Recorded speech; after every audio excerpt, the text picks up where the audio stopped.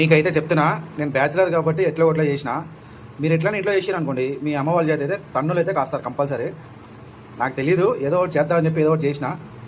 ఇంట్లో మా అందరికీ హాయ్. ఇప్పుడైతే మనం షాప్కి అయితే వచ్చాం. షాప్కి అయితే వెళ్ళి ఒక పాల ప్యాకెట్, ఓకే, పంచదార, అట్లనే పాస్తా అయితే తీసుకొచ్చిన. చూసిన వాటర్ పెట్టామండి. వాటర్ గరం అయిన తర్వాత ఈ పాస్తా ఉంది కదా, ఈ పాస్తా అయితే అందులో వేసేద్దాం. మీకు వాటర్లోకి ఈ పాస్తా అయితే వేసేద్దాం. మనం అయితే ఒక స్వీట్ అయితే చేయబోతున్నాం అండి, ముందు చెప్పాను కదా మీకు.